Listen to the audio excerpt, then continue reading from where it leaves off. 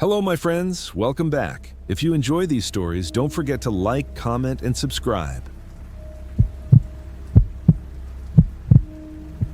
I thought I knew the mountains. Growing up in southern West Virginia, the Appalachians were as familiar to me as the back of my hand.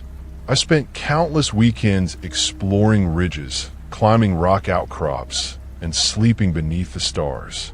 I knew the trails, the streams, and the hollows, but there are places even locals don't speak of, places I should never have gone. My name is Daniel. I was 26, restless, and desperate for solitude. Life in the city had worn me down, and I needed a break, a stretch of wilderness to clear my mind. I rented a small cabin near a remote ridge in the Monongahela National Forest, intending to spend a week alone, hiking and thinking, disconnected from everyone and everything. The first 2 days passed uneventfully. I followed old logging roads, fished in streams, and slept under the trees. The forest smelled of pine, moss, and damp earth. Deer grazed near the trail, and the air was alive with the hum of cicadas. I felt at peace, almost too much so. On the third day, curiosity led me off the beaten path. I found a narrow trail overgrown with brambles and ferns. It didn't appear on my maps, but I thought it might lead to some hidden hollow or ridge I hadn't discovered before. The air grew cooler and heavier as I walked, shadows stretching unnaturally under the dense canopy. The light seemed to bend, filtering through the trees in strange angles. Hours passed. The trail became rough, almost non-existent. Roots twisted across my path, and the forest grew silent. No birds, no insects, nothing. Even the wind seemed to have died. I stopped and realized I could no longer see the ridge I had been following. I was lost, or something worse had made sure I couldn't leave. That's when I first saw it. A figure, or what I thought was a figure, standing at the edge of a small clearing. It was tall, unnaturally thin, hunched slightly, and motionless. Its skin looked pale, almost luminescent against the dark forest.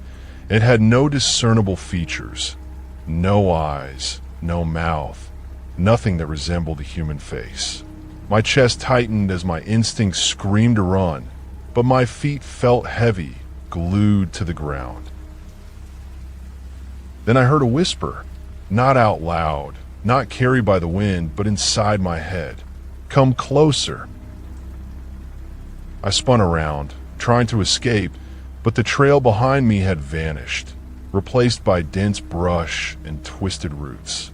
The figure began moving toward me, not walking but gliding, its long limbs bent at impossible angles, each step silent, each movement deliberate. Panic overtook me.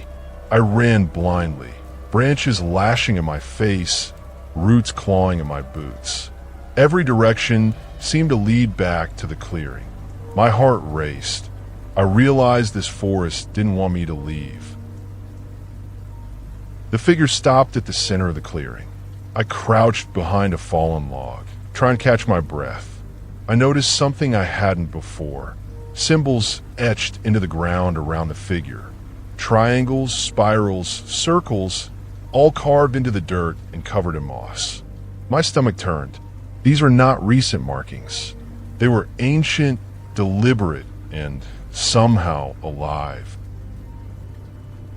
I watched in horror as the ground trembled slightly, the symbols glowing faintly, a sickly green light that illuminated the figure. The whispering returned, multiplied now. Hundreds of voices, all saying the same word, "Stay." I stumbled backward, tripping over roots, and landed hard against the base of a tree.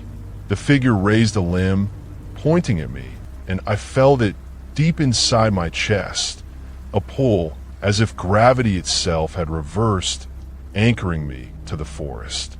I screamed, and the figure advanced, gliding, its presence crushing the air around me.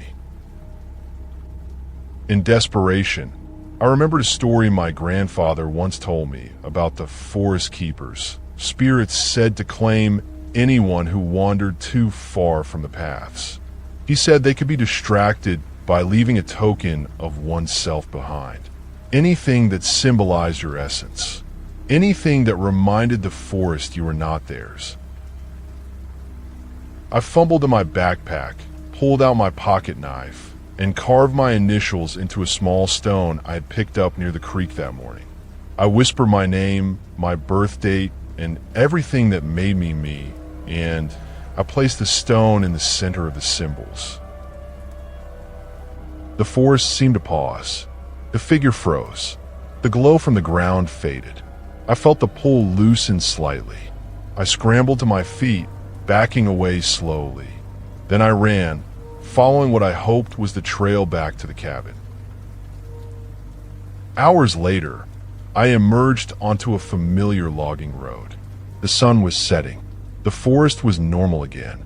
Birds sang, insects chirped, the air smelled like pine and sunlight. I collapsed near my cabin, exhausted, and convinced myself I had escaped. I didn't leave immediately.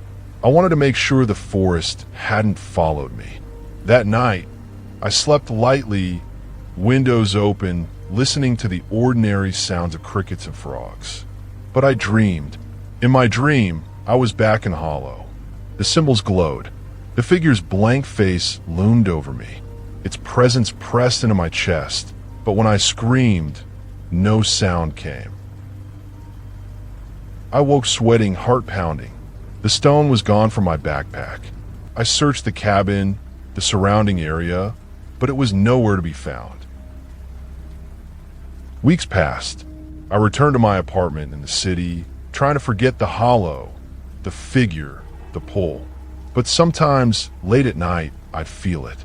A weight in my chest, a tug at the edge of my awareness, as if the hollow was reaching for me again. And then, one morning, I opened my front door and found it. A small, smooth stone on my welcome mat, carved with spirals identical to those in the hollow. I picked it up, and I felt it cold, pulsing alive. I know now I cannot escape it. The hollow didn't claim my body, but claimed a part of me. My essence is tethered to the forest, and I am being called back. Some places in the Appalachian Mountains are not just wilderness. They are alive. They remember. They wait. And they are patient.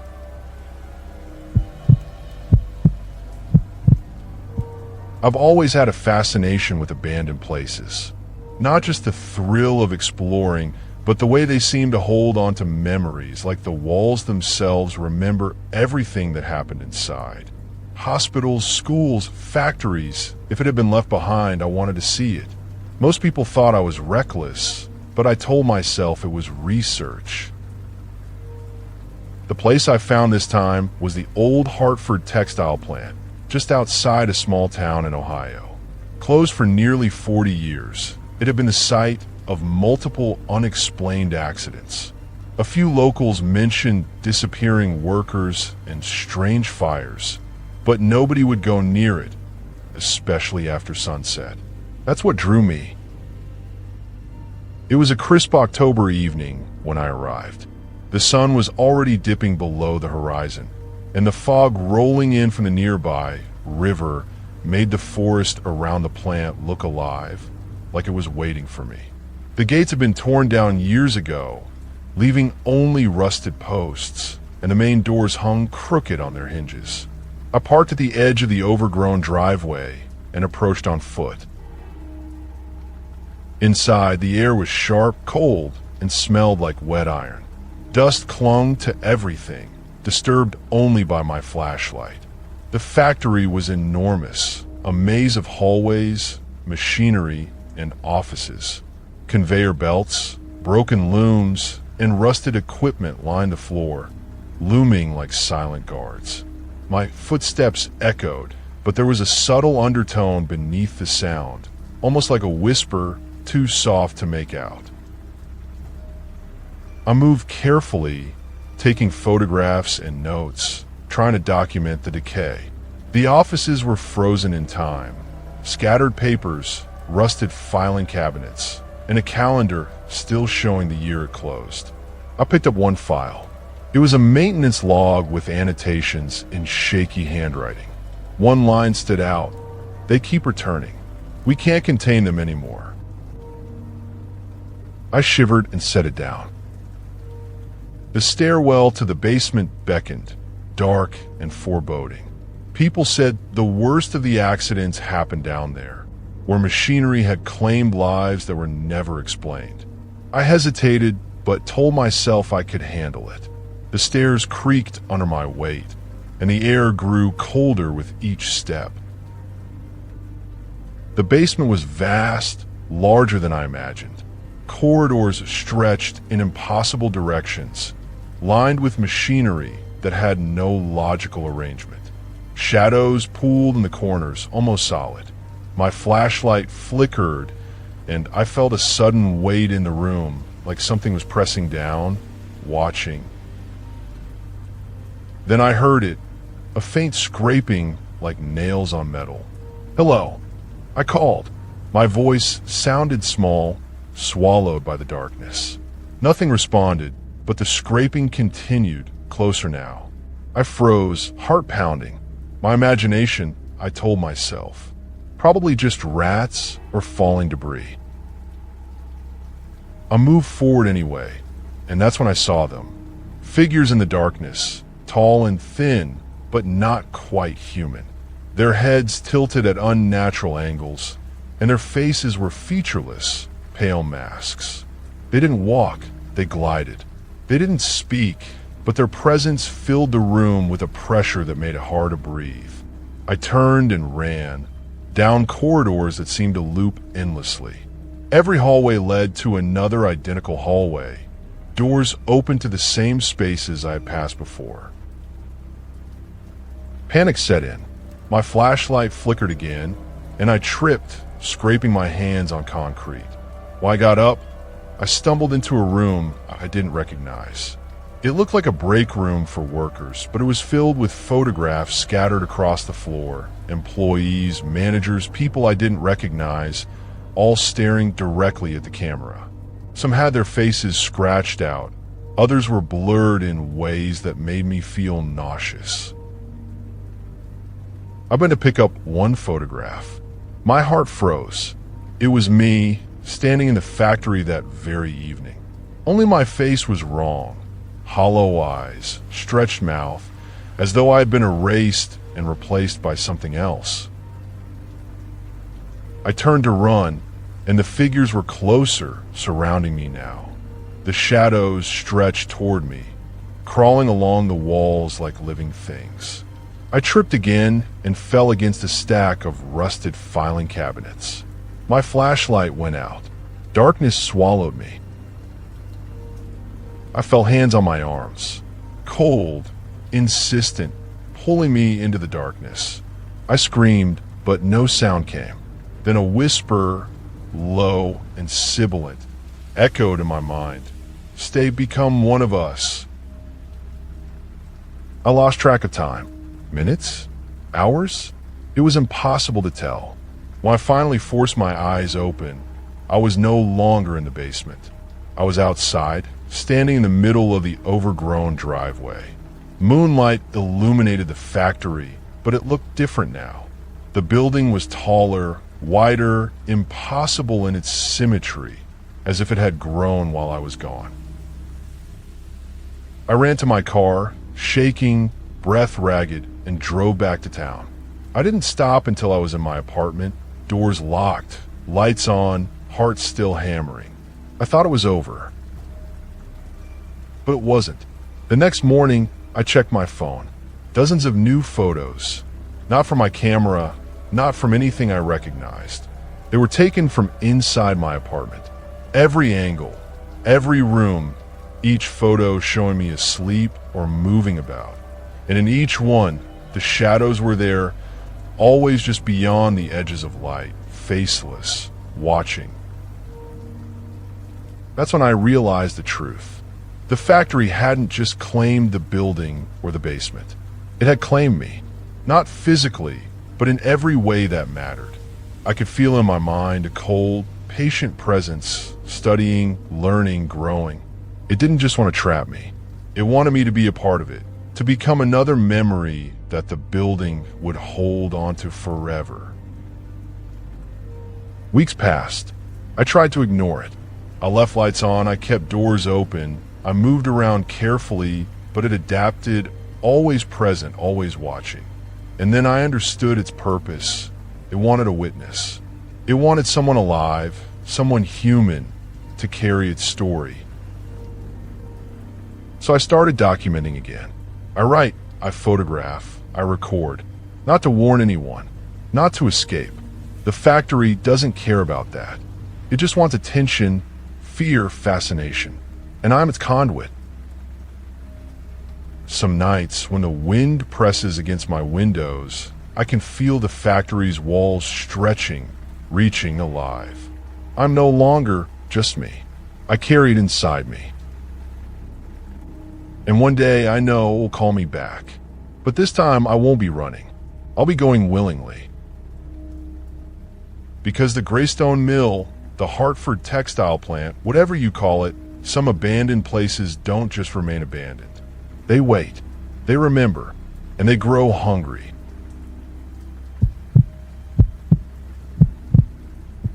I thought I knew the mountains. I thought I understood the kind of isolation that comes from hours of hiking, the kind where you're only aware of the sound of your own breathing and the crunch of your boots on the dirt. I was wrong. Me, Claire, Marcus, and Jenna decided to take a weekend trip into the backcountry of the Smokies. No cell service, no traffic, just us and the forest. Marcus had found a spot on a topo map, a little-known clearing near an old stream. "You won't find another soul for miles," he said, grinning. That should have been my first warning. The hike was long, but the sun was kind, filtering through the pines and bathing the trail in gold. When we arrived, the clearing looked perfect. A small pond reflected the sky like a mirror, and the forest around it seemed untouched. We set up camp quickly, eager to start a fire and unwind. The first evening passed uneventfully. We told stories, roasted marshmallows, and laughed like kids. But as darkness fell, the woods changed. Not the usual shift of nightfall, but something subtler, stranger. Shadows seemed too deep, the spaces between the trees too still. I felt eyes on us, though I saw nothing. I dismissed it. Campfire stories had always made me paranoid. Around midnight, I woke. I wasn't sure why. Maybe a dream, maybe instinct, but something made me step outside my tent. The pond glimmered faintly in the moonlight, but it wasn't the water that caught my attention. The footprints. They were enormous, far larger than any humans, and led directly into the water. Not a splash, not a ripple, just disappearing as if the pond had swallowed them. My stomach nodded. I woke Claire first. She sat up, rubbing her eyes. "What is it?" she whispered. I showed her the footprints. That's when I realized something else. The trees around the clearing were not where I remembered them. Branches twisted in impossible angles. Shadows pooled unnaturally. Something had shifted while we slept. We woke the others and debated, leaving immediately. Marcus insisted it was the work of an animal, maybe a bear. I knew better. I could feel the forest watching us, patient and deliberate. We packed and tried to retrace our steps. The trail had vanished. Not just lost, gone. Every direction led deeper into the woods. The trees pressed closer, roots snagging at our feet. I heard them first. Low whispers, almost indistinguishable from the wind. Then came the rustling, deliberate, circling us from all sides. Hours passed, or maybe minutes. Time didn't seem real. We stumbled into a clearing, and the pond was there again. Only it wasn't the same. The water shimmered unnaturally, black and reflective, like a portal. On its surface, I saw figures tall, thin, with heads tilted impossibly. They weren't moving toward us, but they didn't need to. Their presence alone was enough. Claire screamed suddenly. I turned and saw her pointing. Not just her, but Marcus and Jenna, all staring at the water. In the reflection, they weren't themselves. Their faces were stretched, eyes hollow, mouths twisted into expressions that didn't belong to them. And behind them, the forest in the reflection moved differently. Trees leaned forward, shadows writhed like living things. I wanted to run, but my legs refused. The whispering grew louder, insistent, almost intelligent. It wasn't coming from the pond. It was in my head. Come closer. I tried to fight it. We have to leave, I shouted, but my voice sounded muffled, distant. Marcus stepped forward, drawn by the pond's pull. I grabbed him, shaking him, but he didn't resist. Jenna was next. Claire froze, staring at the reflection, paralyzed. That's when the water moved. Ripples formed shapes, dozens of tall, thin figures rising from below, gliding toward the surface. They didn't have faces, only voids where features should be. They moved with purpose, like hunters, but not after us. Not yet. Suddenly, the forest itself changed. Trees shifted, stretching and twisting as if alive. The clearing disappeared. We were surrounded by endless woods, all uniform, all wrong. The pond was gone, but the sense of being watched remained, thicker, heavier. I don't remember how I survived. Somehow, I stumbled out of the woods at dawn alone. The sun hung in the sky, ordinary banal. My friends were gone. No trace of them. No trail. No footprints except my own. I called the authorities, but search teams found nothing. Weeks later, I returned cautiously to the area, hoping for closure. I found the clearing again, or at least I thought I did.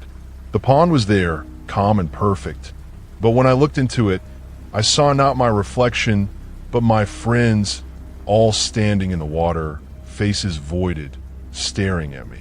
Then I realized the truth. The pond didn't take them physically. It took pieces of them, their essence, their memories, their very selves, and the forest kept them. I walked away, leaving the pond behind, but I can feel it still. Sometimes I dream of it, rippling in my bedroom, whispering, patient. And I know one day I might not escape. Not the pond, not the forest, not whatever waits in the shadows. Because the forest never forgets. It waits, and it's patient.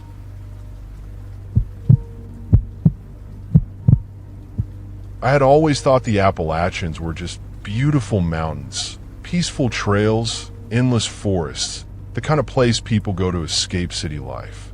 I was wrong. My friend Caleb and I had been planning a weekend camping trip for weeks. We wanted isolation, no trails marked, no cell signal, just us and the forest. We parked at a small gravel pull-off and hiked in, packs heavy, hearts light with excitement. The trail ended in a clearing by a stream, a perfect spot, at least by daylight. We set up our tent, stacked some firewood, and explored a little before nightfall. The air smelled of damp moss and pine. The creek burbled cheerfully, and the mountains glowed with the last light of the sun. We joked about being alone in the wilderness, not realizing that being alone in the wilderness is nothing like we imagined. Night came, sudden and suffocating. We built a small fire and sat near it, eating canned beans and jerky. At first, everything seemed normal, but then I noticed something odd, a shadow moving behind a cluster of pines. I waved my flashlight, but it vanished. Probably a deer, Caleb said. I wanted to believe him, but instinct told me otherwise. Later that night, as I tried to sleep, I heard whispers. At first, I thought it was the wind through the trees, but they were too deliberate, too rhythmic. My actual name, was barely audible, carried on the breeze in a voice I could not identify. I shook Caleb awake. He frowned. I don't hear anything. I insisted. It's out there. Someone, or something, watching us. Caleb laughed nervously. Probably just an animal. Relax. I didn't relax. Hours passed in fitful sleep. When I woke again, I realized the forest had changed. The clearing was smaller, the creek twisted strangely, and the path we had used to enter was gone. Trees pressed in closer, their trunks thicker than before, the moss underfoot damp and spongy. The whispers had returned, louder, almost pleading, "Stay, stay." We tried to hike out. Every step we took, every landmark we tried to follow, led us deeper into the forest.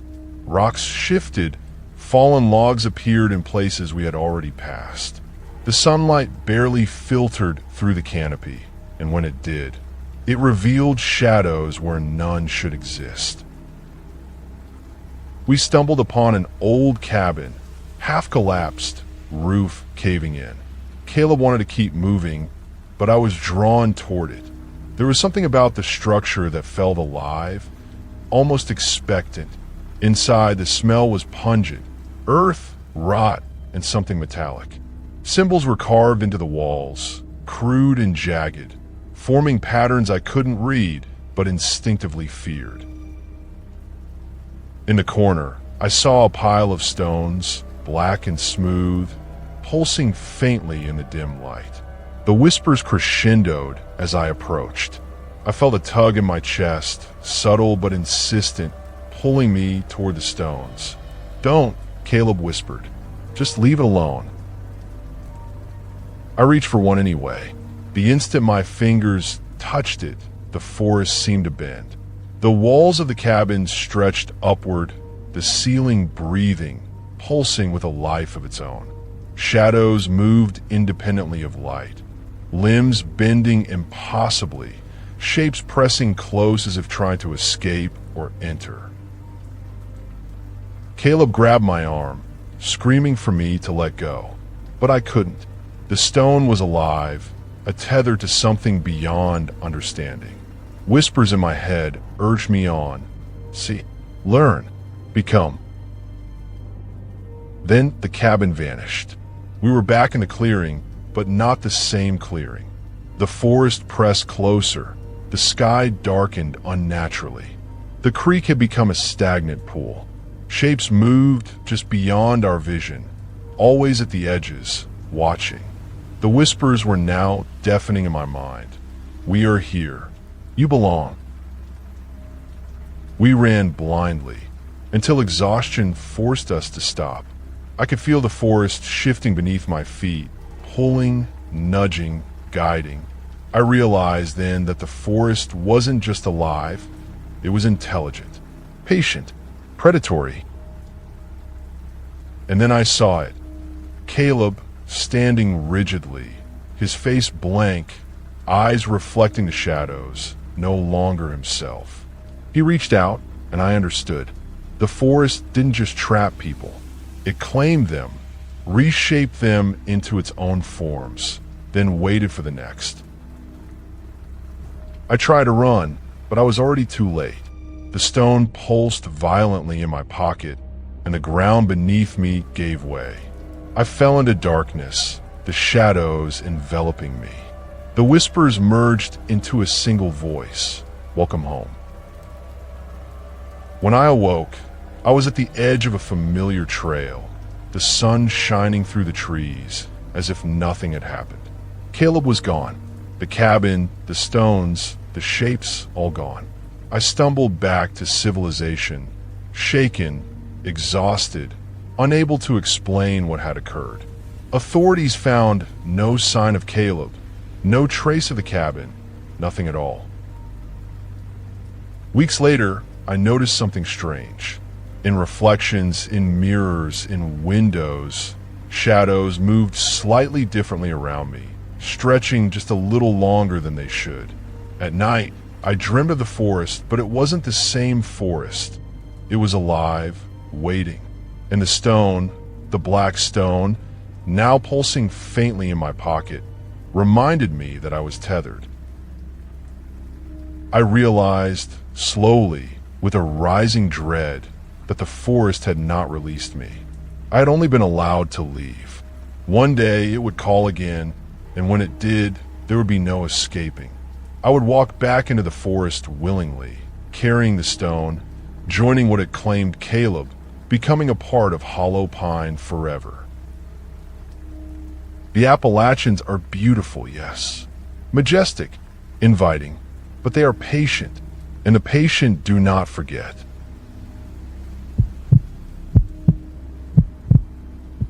I had never been alone in a house before.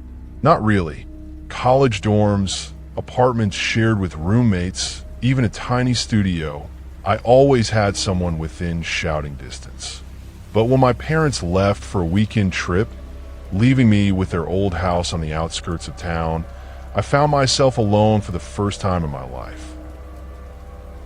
The house was quiet, too quiet, the kind of quiet that made every creak of the floorboard sound like an explosion.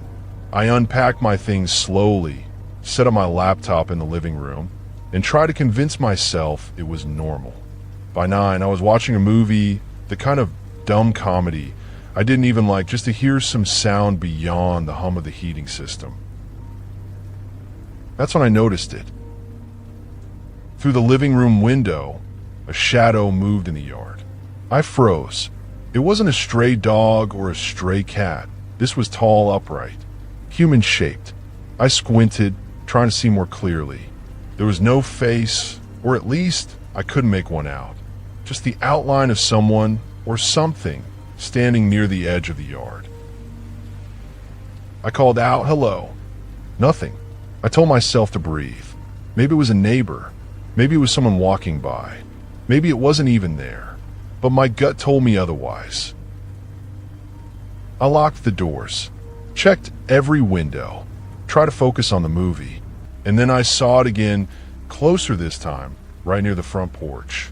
I swear I could feel it watching me, even through the glass. My hand shook. I called my best friend. No answer. I called my parents' cell phones. No signal. My fingers hovered over the keypad like I was waiting for permission to run, but I didn't know where to go. I was trapped inside a house that suddenly felt wrong. By midnight, I couldn't stay still any longer. I grabbed a flashlight and the baseball bat from the closet and went to the door. I cracked it open slowly. No one. I stepped outside. The yard was empty. The street was empty. Just the usual suburban quiet. I told myself it was nothing, a trick of the shadows, an overactive imagination. But as I turned to go back inside, I noticed footprints. Small, wet footprints across the porch leading to the door. They didn't look human. Too narrow, too long, too deliberate. I bolted inside and locked the door again. For hours, I sat in the corner, every muscle tensed, listening. That's when I heard the scratching. At first, I thought it was the walls settling. Then I realized it was coming from the front door. Slow, deliberate scratches, moving down the wood. I don't remember when I stopped being able to tell if it was day or night. The scratching never stopped. Sometimes it slowed, sometimes it sped up. Sometimes I thought I heard breathing. A week passed like that. I barely ate. I barely slept. I considered leaving, but my car wouldn't start. My phone would die instantly. Roads I knew seemed to twist back to the house. I couldn't escape. And then one night it changed. I woke to a knock on the window. The figure had returned, standing silently outside the living room glass. I froze. This time, it wasn't distant. Its face, I could see it now. Not human. Smooth, pale, almost like wax. No eyes, no mouth, just nothing. And it raised a hand, slowly, pointing at me. I didn't move. I didn't breathe. Then it did something impossible. It lifted its arm, held something in its hand. A small black book. It was old, worn, like leather that had been left in the rain too long. It placed it carefully on the porch steps and stepped back. I wanted to leave it. I wanted to run. But something about the book pulled me forward. I grabbed it. The moment my fingers touched the leather, I saw everything. Not with my eyes, but with my mind. I saw other houses, other people, other shadows like the one outside my window. Watching, waiting, recording. They weren't here to harm. They were here to observe, to learn, to record. And now so was I. I dropped the book. The figure dissolved into the night. But I couldn't move. I couldn't think. I realized with a sinking feeling that I had changed. The watching, the waiting, the silence. It wasn't just outside anymore. It was inside me. Days passed. I tried to leave, tried to tell someone, but everything I attempted led me back to that house, to that street. And each night, I noticed more shadows. Figures across the street, at the edge of lawns, standing perfectly still. Featureless, patient, watching. Then I understood. The figure wasn't outside to scare me. It was outside to recruit me. And I had accepted. I don't know how long I've been here now. I have tried to escape. I have tried to hide. But the house is only the beginning. The waiting, the observing has become part of me. I see shapes in the corner of my vision. I feel the patient gaze of someone or something watching me even when I close my eyes. I know what I have to do. Tonight, I step outside. Not to run, not to fight, not to scream. I step outside to wait, to watch, to learn, and eventually to call someone else's attention to the shadows that have always been there.